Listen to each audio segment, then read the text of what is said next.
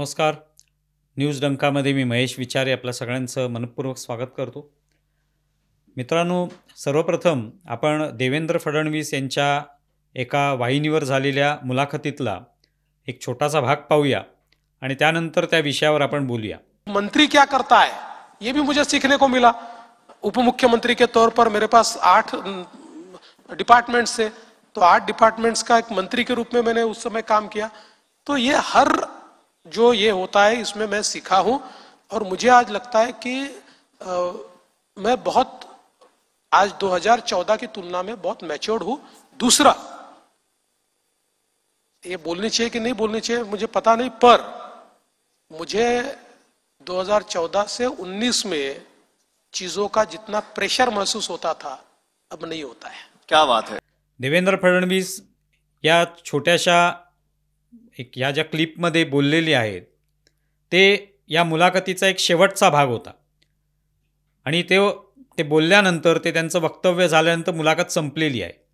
म्हणजे एकूण या मुलाखतीचं सार जे आहे ते या सगळ्या त्यांच्या वक्तव्यामध्ये दिसून येतं. देवेंद्र फडणवीस म्हणतात की मी आता पुरेसा मॅच्युअर झालो आहे, परिपक्व झालेलो आहे आणि त्यात 2014 ते 2019 या काळामध्ये जे काही माझ्यावर प्रेशर होतं, जो एक दबाव होता, तो आता अजिबात राहिलेला नाही. हे जे त्यांचं वक्तव्य आहे हे खूप महत्त्वाचं आहे. म्हणजे एक व्यक्ती राजकारणामध्ये कसा घडतो आणि कशा पद्धतीने तो संघर्ष करत इथपर्यंत पोचतो आणि हे पोचण्यासाठी त्याला काय काय करावं लागतं हे सगळं त्याच्यातून आपल्याला दिसून येतं. देवेंद्र फडणवीस यांनी हे जे सांगितलं 2014 ते 2019 या काळामध्ये आपल्यावर जे प्रेशर होतं, जो एक दबाव होता, तो आता राहिलेला नाही. मी किती महत्त्वाचं वाक्य आहे पहा. 2014 ते 2019 या काळामध्ये ते मुख्यमंत्री राहिलेले आहेत. सलग 5 वर्ष मुख्यमंत्री राहिलेला असा हा व्यक्ती, म्हणजे आत्तापर्यंत असं फार कमी मुख्यमंत्र्यांना ही संधी मिळाली 5 वर्ष सलग मुख्यमंत्रीपद भूषवणं. ते देवेंद्र फडणवीसांनी करून दाखवलं. त्याआधी तर ते कधी मंत्री नव्हते, त्याआधी विरोधी पक्षनेता म्हणूनच त्यांनी काम केलेलं होतं. त्यामुळे थेट ते मुख्यमंत्रीच झाले आणि तो 5 वर्षांचा काळ जो आहे त्यात त्यांनी चांगलं काम करून दाखवलं. एक वेगळं स्वतःचं जे एक प्रतिमा आहे मुख्यमंत्री म्हणून ती एक निर्माण केलीच. पण मग दबाव कसला होता त्यांच्यावर? तर स्वाभाविकपणे एकतर आपण पाहिलं तर तेव्हाच्या निवडणुकीमध्ये 2014च्या विधानसभा निवडणुकीमध्ये भाजपाला 122 जागा मिळाल्या होत्या. त्यामुळे स्वाभाविकच बहुमत एका पक्षाला नव्हतं किंवा अगदी बहुमताच्या जवळ पण ते पोचलेले नव्हते. स्वाभाविकच त्यांना शिवसेना, तेव्हाची एकसंध शिवसेना जी आहे त्यांची सोबत होती, युतीमध्येच ते लढवत होते आणि या पद्धतीने ते सत्तेमध्ये आले. अर्थात त्यावेळेला निवडणुकीच्या आधी युती झालेली नव्हती, पण नंतर त्यांनी युती केलेली आहे आणि अशा पद्धतीने सरकार बनलं. पण शिवसेना जी होती त्यांनी आपण पाहिलं असेल की वारंवार सरकारवर एक प्रकारे अंकुश ठेवण्याचा प्रयत्न केला की आम्ही भलेही सरकारमध्ये असलो तरी सरकारच्या चुका ज्या आहेत त्या दाखवणार, सरकारवर आम्ही टीका करणार, या पद्धतीची पूर्ण स्वातंत्र्य जे आहे ते त्यांनी घेतलं होतं. त्यामुळे सामनासारखं जे मुखपत्र आहे त्यांचं त्याच्यातून वारंवार टीका केली जात होती. राजीनामे आमच्या खिशात आहेत असं सांगितलं जात होतं आणि तरी देखील फडणवीसांनी तिथे कुठेही त्याचा फार काय बाऊ न करता त्या शिवसेनेसोबत सरकार चालवलं 5 वर्षे. त्यामुळेच ते म्हणत असायत की एक प्रकारचा दबाव होता, कारण एकतर संपूर्णपणे बहुमताच्या जवळपास जाणारी अशी काही संख्या नव्हती, 122 होतीच, पण तरी जी आत्ता त्यांना मिळालेली आहे 132 आणि एकूण महायुतीला जे भरभक्कम असं यश मिळालेलं आहे तेवढं यश तेव्हा नव्हतं आणि त्यामुळे स्वाभाविकच तो दबाव होता. त्यात अंकुश ठेवण्याची बात जी आहे ती सातत्याने शिवसेना करत होती. राजीनामा आमच्याकडे आहे, आमच्या खिशात आहे हे सांगण्याचा प्रयत्न होता आणि तो एक दबाव होता. त्यानंतरचा जो काळ आहे 2019चा आपल्या सगळ्यांना माहिती आहे की देवेंद्र फडणवीसांना सत्तेपासून लांब राहावं लागलं. उद्धव ठाकरे मुख्यमंत्री बनले आणि तो अनपेक्षित धक्काच होता. फडणवीसांना सुद्धा मोठा धक्का असेल तो.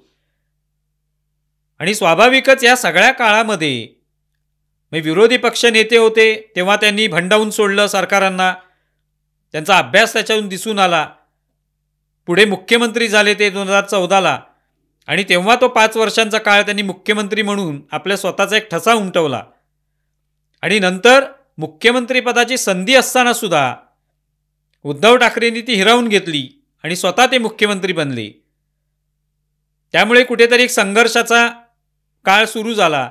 त्याच्यात मग त्यांनी अजित पवारांसोबत सरकार स्थापन करण्याचा एक प्रयत्नसुद्धा करून पाहिला, तोही फेल गेलेला आहे. आणि मग नंतर 2.5 वर्ष ते विरोधी पक्ष नेता म्हणून काम करत राहिले. मनामध्ये निश्चितपणे अडी असेल की असं नेमकं काय झालं की आपल्याला सत्तेबाहेर बसावं लागलं. त्यावेळेला 100पेक्षा अधिक जागा मिळाल्याच होत्या भाजपाला.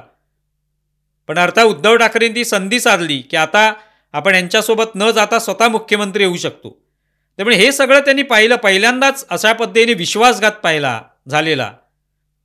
विरोधी पक्ष नेता म्हणून काम केलेलं होतं, मुख्यमंत्री म्हणून काम केलेलं होतं. विरोधी पक्ष नेता पुन्हा एकदा 2019ला ते झाले. पण त्यावेळेला सोबत एक विश्वासघाताचं जे एक दुःख होतं ते सुद्धा होतं. त्यानंतर 2.5 वर्ष हे सरकार चाललं महाविकास आघाडीचं, आणि पुढे एकनाथ शिंदे झाले मुख्यमंत्री. तेव्हाही देवेंद्र फडणवीस जे आहेत ते मुख्यमंत्री होणार नाहीत हे स्पष्ट झालं. आणि एकनाथ शिंदे मुख्यमंत्री झाले त्यावेळेला देवेंद्र फडणवीस हे बाहेरून सरकारला मदत करणार, पाठिंबा देणार अशीच चर्चा होती. पण अखेर त्यांना उपमुख्यमंत्री व्हावं लागलं. त्यामुळे ते सुद्धा त्यांनी पाहिलं. ज्या व्यक्तीने विरोधी पक्ष नेतेपद पाहिलं, मुख्यमंत्रीपद पाहिलं, ती व्यक्ती उपमुख्यमंत्री झाली. म्हणजे एक प्रकारे नुसता मंत्रीच, ज्याच्याकडे 7-8 खाती आहेत. उपमुख्यमंत्री हे शेवटी असंविधानिक पदच आहे, तेही त्यांनी भूषवलं. त्यामुळे या सगळ्या याच्यातून तावून सुलाखून निघालेला असा राजकारणी जेव्हा आज 2024मध्ये निवडणूक जिंकतो आणि मुख्यमंत्री बनतो आणि भरभक्कम असं यशसुद्धा मिळतं. भाजपाला तर स्वतंत्र यश मिळालेलंच आहे. म्हणजे आज ते एवढं यश आहे की निश्चितपणे फार त्यांना त्या ठिकाणी बहुमतासाठी कोणाला गुळ लावावा लागणार नाही, कोणासमोर हाजी करावी लागणार नाही, हे निश्चितपणे. त्यातच आता एकनाथ शिंदेंची शिवसेना सोबत आहे, अजित पवारांची राष्ट्रवादी सोबत आहे. ते एवढं भक्कम असं यश मिळाल्यामुळे आता तो दबाव जो आहे तो गेलेला आहे. आता म्हटलं जातं की एकनाथ शिंदे यांच्याकडून त्या ठिकाणी असा प्रयत्न होतो, नाराजी असते. अजित पवार जे आहेत त्यांच्याकडून तशी नाराजी नसेल, पण वारंवार चर्चा येत राहतात की महायुतीमध्ये धुसफूस आहे. पण तरी फडणवीस जे आहेत त्यांच्यावर कोणताही दबाव त्यांना वाटत नाही. याचं कारण त्यांच्या पक्षाला चांगलं यश मिळालेलं आहे आणि जनतेने असं यश देऊन एक प्रकारे यावर शिक्कामोर्तब केलं की देवेंद्र फडणवीस जे आहेत ते मुख्यमंत्री झाले तर निश्चितपणे हा जो राज्याचा कारभार आहे तो चांगला चालू शकतो. आणि त्यांनी याची काही प्रत्यंतरं जी आहेत ते पहिल्या काही 100 दिवसांमध्ये लोकांना त्याचं उदाहरण लोकांसमोर पेश करणं हे त्यांनी ठरवलेलं आहे. त्या पद्धतीने जे कोणते निर्णय घ्यायचे आहेत ते त्यांना विचारल्याशिवाय घ्यायचे नाहीत. कोणतेही भ्रष्ट व्यक्ती, फिक्सर जे आहेत ते कुठेही तुमच्यासोबत असणार नाहीत, जेणेकरून सरकारची प्रतिमा खराब होईल. हे फडणवीस पाहत आहेत. आणि हे का पाहू शकतायत तर त्यांनी हा जो काही सगळा कार्यकाळ पाहिलेला आहे, विरोधी पक्ष नेता 2014 ते 2019 मुख्यमंत्रीपद, पुन्हा उपमुख्यमंत्री आणि आता मुख्यमंत्रीपद, या सगळ्या याच्यात प्रशासनावर कशी पकड मिळवायची, कशी वेसण घालायची, प्रशासनातल्या लोकांना सुद्धा आणि आपल्यासोबत असलेल्या लोकांना सुद्धा कसं आपल्या पकडीत ठेवायचं, त्यांना लगाम कसा घालायचा, मुठीत कसं ठेवायचं, हे त्यांना माहिती झाले. म्हणूनच ते म्हणतात की मी आता पुरेसा मॅच्युअर झालेलो आहे, परिपक्व झालेलो आहे. अर्थात अनेक असे लोक राजकारणात असतात किंवा महाराष्ट्रात झालेले आहेत जे वर्षानुवर्ष राजकारणात आहेत पण ते मॅच्युअर झाले नाहीत. त्यांना अशी प्रशासनावर पकड बसवता आली नाही, मान ठेवता आली नाही. प्रशासनावर एक वर्चस्व अंकुश जो असतो तो ठेवता आला नाही. असे अनेक लोक झाले. पण फडणवीसांनी ते एवढ्या काळामध्ये ते शिकलेले आहेत की आपल्याला काय करावं लागेल, कशा पद्धतीने या सगळ्या राजकारणाच्या पटावरची प्यादी कशी चालवायची, कोणाला कुठे चेक द्यायचा, कोणाला कसं रोखायचं आणि कोणाला कसं चेकमेट करायचं, हे सगळं ज्ञान त्यांना आता एवढ्या काळामध्ये आलेलं आहे. आणि म्हणूनच ते म्हणतात की तेव्हा एक दबाव होता, तो कदाचित मिळालेल्या जागांमुळे असेल, सोबत असलेले शिवसेनेकडून वारंवार त्यांचा घेतला जाणारा समाचार, टीका यामुळे असेल, पण आता ते राहिलेलं नाही. आता ते मॅच्युअर पण झालेले आहेत या सगळ्यातून तावून सुलाखून निघाल्यामुळे. आणि त्यातच आत्ताची जी एकूण भरभक्कम अशी स्थिती आहे जी जनतेने त्यांना दिलेली आहे, त्यामुळे दबाव नाहीसा झालेला आहे. त्यामुळे राजकारणामध्ये टिकून राहण्यासाठी किंवा परिपक्व होण्यासाठी अशा पद्धतीने तावून सुलाखून निघणं आवश्यक असतं. आपण पाहिलं विधानसभा निवडणुकीच्या आधी अनेक जण गुडघ्याला बाशिंग बांधून तयार होते, हा मुख्यमंत्री होणार, तो मुख्यमंत्री होणार, आम्हालाच मुख्यमंत्री करा. पण मुख्यमंत्री होण्यासाठी अशा पद्धतीने संघर्ष करून अनेक अनुभव घेऊन पुढे यावं लागतं, तरच त्याला ते पद सांभाळता येतं. ते सोपं पद नाही, ते एक शिवधनुष्य आहे. ते प्रत्येकालाच उचलता येत नाही. ते उचलण्यासाठी त्या व्यक्तीला त्या संघर्षातून जावं लागतं, तावून सुलाखून निघावं लागतं, अनेक वेळेला विश्वासघात सहन करावा लागतो. तेव्हा कुठे ती व्यक्ती राजकारणामध्ये टिकते, पाय रोवून उभी राहते. फडणवीसांच्या बाबतीमध्ये हेच कदाचित झालेलं आहे आणि म्हणूनच त्यांनी या मुलाखतीचा शेवट असा केलेला आहे. तुम्हाला या संदर्भात काय वाटतंय जरूर कळवा. आमचा व्हिडिओ जास्तीत जास्त लाईक करा, शेअर करा आणि आमचे यूट्यूब चॅनल सबस्क्राईब करा. धन्यवाद.